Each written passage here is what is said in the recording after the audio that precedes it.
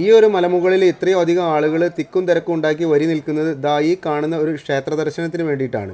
വർഷത്തിൽ ഒരിക്കൽ മാത്രം നട തുറക്കുന്ന മംഗളാദേവി ക്ഷേത്രത്തിലെ ചിത്ര പൗർണമി മഹോത്സവത്തിൻ്റെ ഭാഗമായിട്ടുള്ള തിരക്കുകളാണ് ഈ കാണുന്നതൊക്കെ തന്നെ. തമിഴ്നാട്ടുകാരും കേരളക്കാരും ഒരുമിച്ച് പൂജ നടത്തുന്ന ഒരു ക്ഷേത്രമാണ് മംഗളാദേവി ക്ഷേത്രം.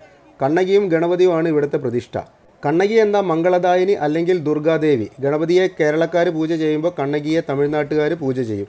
1980കളിൽ രണ്ട് സംസ്ഥാനങ്ങളും ഈ ക്ഷേത്രത്തിൻ്റെ അവകാശത്തെ സംബന്ധിച്ച് തർക്കം വന്നപ്പോഴാണ് ഗണപതി വിഗ്രഹം കേരളക്കാർ പൂജ ചെയ്യുമ്പോൾ കണ്ണകി വിഗ്രഹം തമിഴ്നാട്ടുകാർ പൂജ ചെയ്യുക എന്നുള്ള പരിഹാരത്തിൽ എത്തിച്ചേർന്നത്. പെരിയാർ ടൈഗർ റിസർവിന് കീഴിൽ വരുന്ന ഈ ഒരു മംഗളാദേവി ക്ഷേത്രം സമുദ്രനിരപ്പിൽ നിന്നും ഏകദേശം 1223 മീറ്റർ ഉയരത്തിൽ സ്ഥിതി ചെയ്യുന്നു. മംഗളാദേവി ക്ഷേത്രത്തിലേക്ക് എത്തിച്ചേരാൻ രണ്ട് വഴികളുണ്ട്. ഒന്ന് കേരളത്തിലെ കുമളി വഴി കാൽനടയായോ അല്ലെങ്കിൽ പ്രത്യേകം പാസുകൾ അനുവദിച്ചിട്ടുള്ള ജീപ്പ് വഴിയോ ക്ഷേത്രത്തിൻ്റെ നടക്കൽ വരെ എത്തിച്ചേരാൻ വേണ്ടി പറ്റും. മറ്റൊരു വഴി തമിഴ്നാട്ടിലൂടെ മലമുകളിലേക്ക് കുത്തനെയുള്ള കയറ്റങ്ങൾ കാൽനടയായി നടന്നു വേണം വരാൻ. അതുകൊണ്ട് തന്നെ ഒട്ടുമിക്ക ആളുകളും കുമളി വഴി തന്നെയാണ് മംഗളാദേവി ക്ഷേത്രത്തിലേക്ക് എത്തിച്ചേരുന്നത്.